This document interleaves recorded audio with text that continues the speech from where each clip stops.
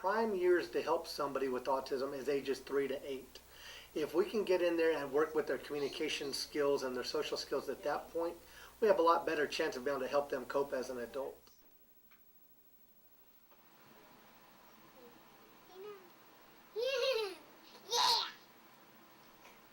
Yeah, don't play games. Being behind on her speech and social skills is a concern. So, and when I started looking into autism, it just seemed like she fit more than half of the symptoms. So, it's something that just might be good to check out and see if it's true or not. When you find out your child has autism, it can be a really lonely, scary feeling.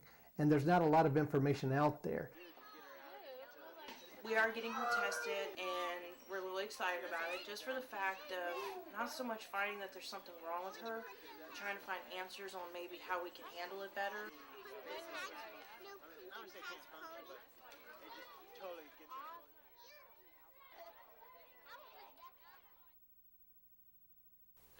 The most efficient thing to do for people with autism is called applied behavioral analysis, or ABA. Show me surprised. Show me sad. Show me happy. 3, 4, 5, 6. Way over here. All right, my turn?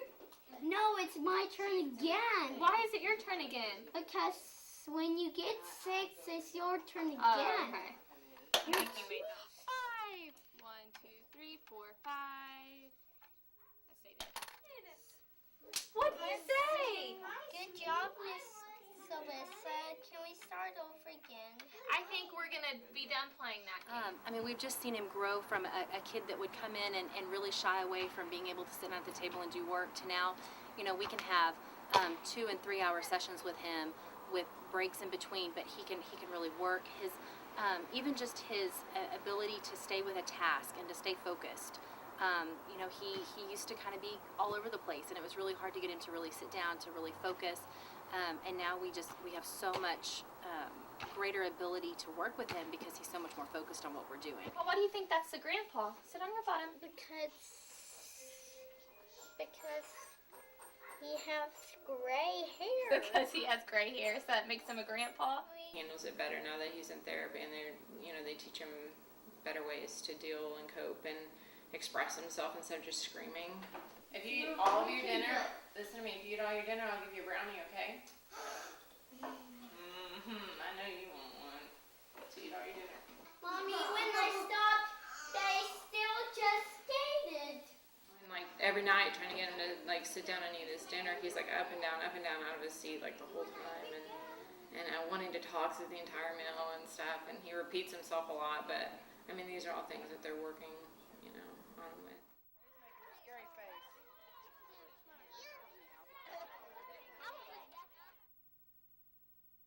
A person with autism, an easy way to look at that would be as if you're speaking English and they're speaking German. A child with autism, when they're talking, they think what they're saying makes sense. Come on, get up there. Can you get up there? No? Okay. Self-stimulating behaviors where they're yelling or screaming, hooting, hollering, clapping their hands.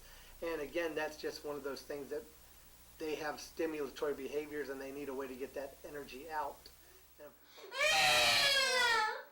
He's not a very good night today.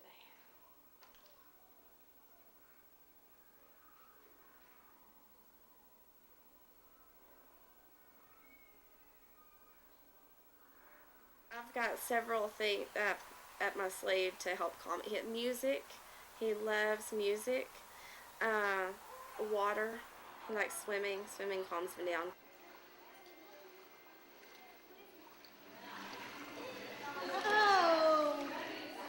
Autism is very stimulatory. There's energy that builds within the body, and it's hard for them to know what to do with that energy, and so it tends to turn into behavior sometimes.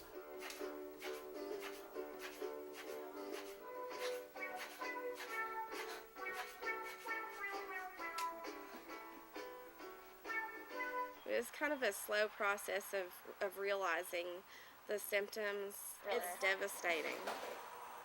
all of the things that you hoped for your child to do one day is thrown out the window. You know, sometimes I forget how much progress he's made, and that I've made such a difference because he wasn't even verbal when he was younger. Some of them can't tell you what they're thinking, and so you're kind of guessing based on their behavior that is their source of communication. And so based on their behavior, you're trying to figure out what they're trying to tell you and solve it that way.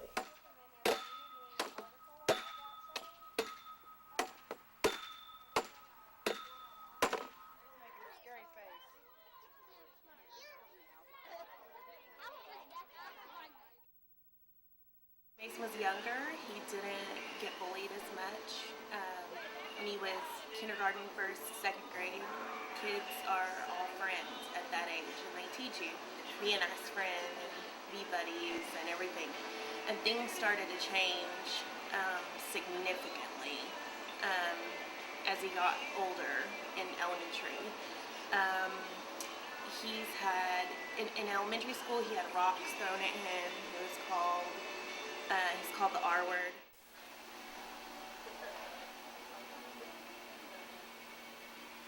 And so when we can find something where there's an interest that a child or an adult has, when we use that to capture their interest, then we can use that information to help them do things more appropriately. I've been in theater for 3 years, and I've made huge accomplishments in Wichita Falls. And at first I did The Jungle Book in 2009 at Backdoor Theater, a theater camp. When I first came out there, when I saw a full audience, I just felt electrified. I'm thinking, wow, this is a huge crowd. I'm so happy and excited and stuff like that. Just like my first play. I mean, it seemed exciting, and the whole crowd just made me feel good inside and all that. Save us! What is wrong? It's a monster! Honest, a monster is after us. I don't see any monster. We will look for your monster in the woods. You don't believe us? Honest, we aren't lying. Stay close and stay together. Now go and play. Be on your way. It was very hard for me to talk when I was little. Kind of like that video my mom took of me with this little fake microphone thingy, and I was singing an NSYNC song on top of the fireplace, and I was singing.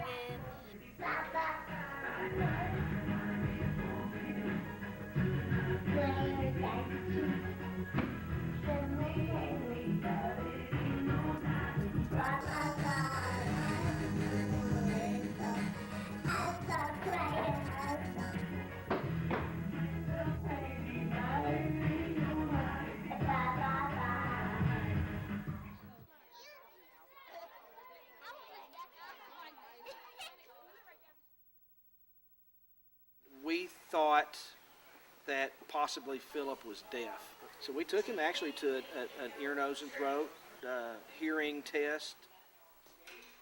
The hearing doctor, ear, nose, and throat, called us and said, well, we don't think there's anything wrong with his hearing. We think he may be showing signs of autism.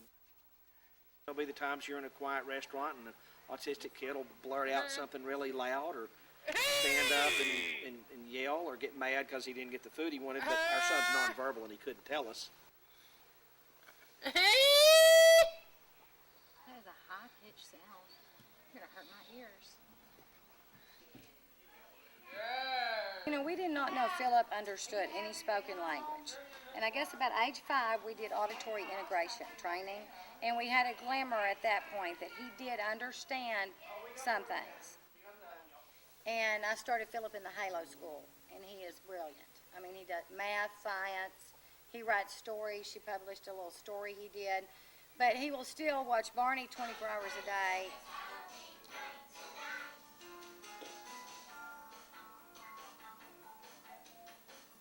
He's very politically motivated.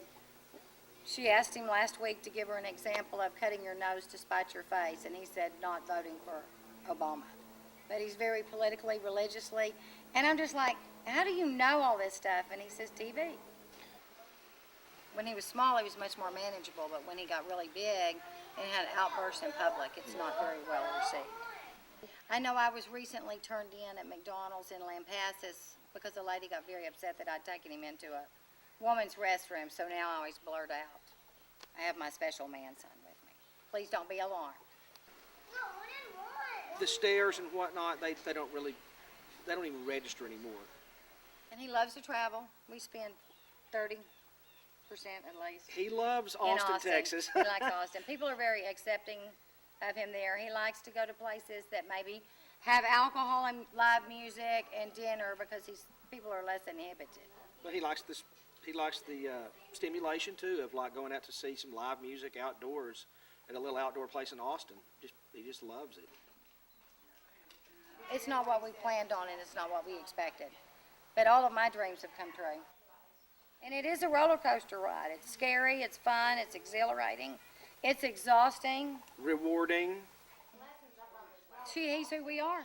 We all are who we are because of him. He's my hero.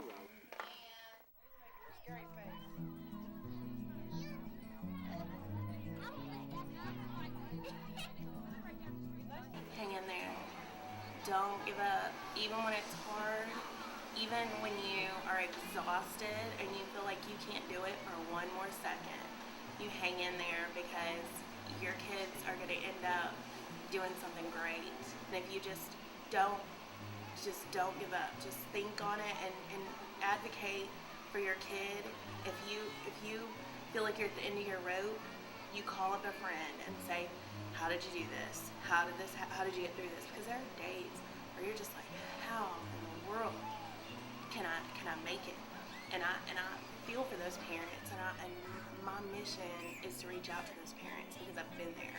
And there were days where I didn't put makeup on, I didn't put clothes, I didn't get out of my pajamas, and my sole focus was those kids. And that's what you do.